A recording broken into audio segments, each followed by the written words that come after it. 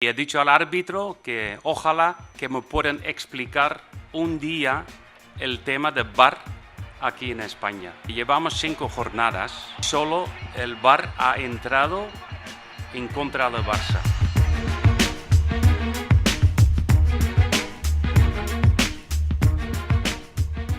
Et bienvenue dans la quotidienne. Que serait le Classico sans ces polémiques liées à l'arbitrage? Ce serait moins intéressant. En tout cas, c'est ce qui est bien avec ce genre de match, c'est que tu sais à l'avance qu'il va se passer des choses et ça n'a pas raté. Après la victoire 3-1 du Real samedi et un penalty accordé au merengue qui fait grincer des dents du côté du Barça.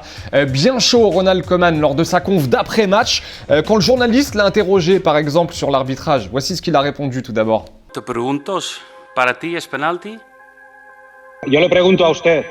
Sí, pero yo te pregunto. Para mí sí era penalti por agarrón. Bueno, ok. Entonces no estamos de acuerdo. Para mí no es penalti. Alors que l'entraîneur du Barça s'en prenne à l'arbitrage après ce genre de match, c'est assez classique et c'est pareil des deux côtés. D'ailleurs, le plus ennuyeux, c'est quand le lendemain, la presse pro-Barça, avec Sport par exemple, nous met ça en une. Regardez, une photo de l'arbitre tout simplement avec en titre « C'est un Madrilène assumé » entre guillemets. En gros, ils ont carrément enquêté sur l'arbitre, allant jusqu'à interroger ses voisins qui déclarent qu'il a de la sympathie pour le Real. Et ils ont même balancé que son père a fondé un groupe de supporters du Real qui s'appelle Los Amigos. Voilà, il n'y a plus aucune limite clairement là, c'est du grand n'importe quoi, on est à deux doigts de la parodie. Heureusement, dans ces moments-là, il y a nos potos d'El Chiringuito qui viennent nous redonner un petit peu de sourire. En gros, vous le savez, sur le plateau de cette émission, la plupart des gens sont soit pour le Real, soit pour le Barça. Donc, quand le Real gagne, eh bien, il y a un pro-madrilène qui débarque avec des pop-corn, qui se cale à côté d'un pro-Barça, et voici ce que ça donne. Una palomita.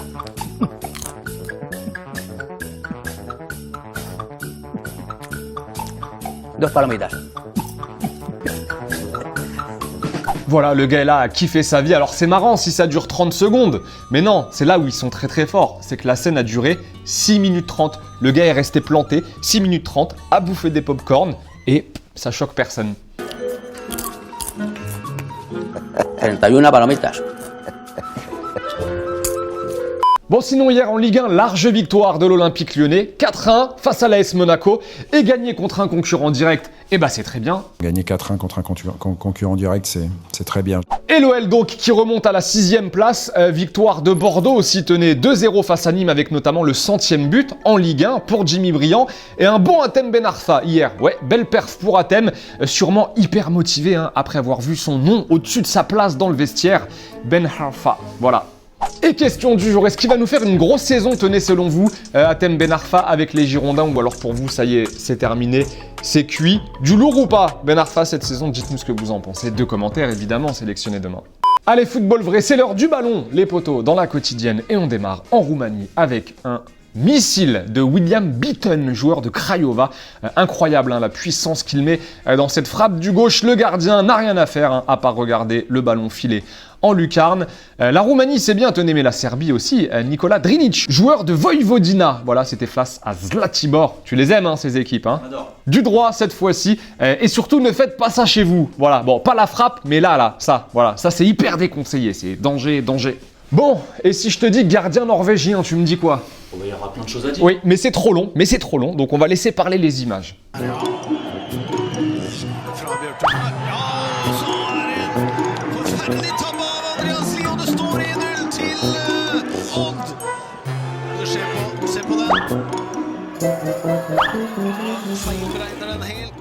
Et petite dernière chose, si vous rêvez de devenir commentateur de foot, n'hésitez pas à vous inspirer de nos amis coréens. Voilà, dites-vous que sur les images qu'on va voir, il n'y a même pas but. Non. 자, 김현 쪽 길게 봤어요. 자, 김현의 헤더! 골키퍼 잡았어요. 막아냅니다! 엄청난 전방! 살아있어요. 안쪽에서 잡아냅니다. 이태희가 골을 막을 때. 그렇죠.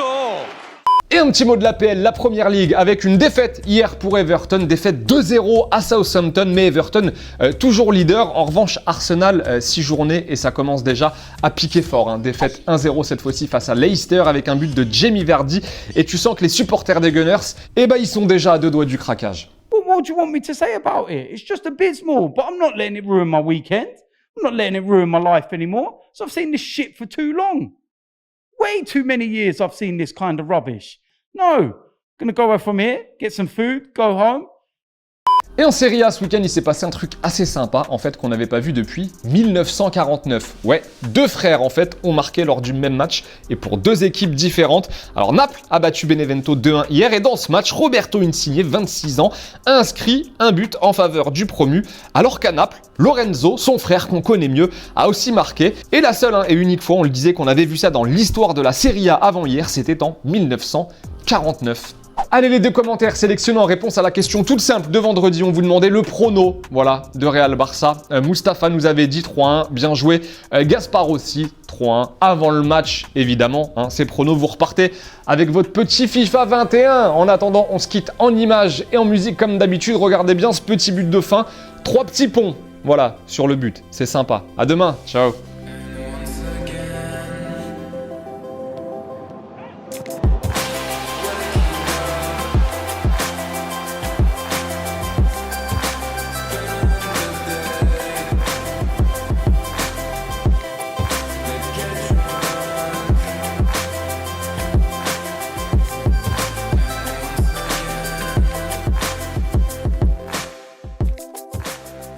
Et n'oubliez pas les amis d'aller jeter un coup d'œil aux autres contenus exclusifs de Téléfoot. On est toujours là pour vous, et oui. Et on n'oublie pas aussi, évidemment, d'aller s'abonner. Salut!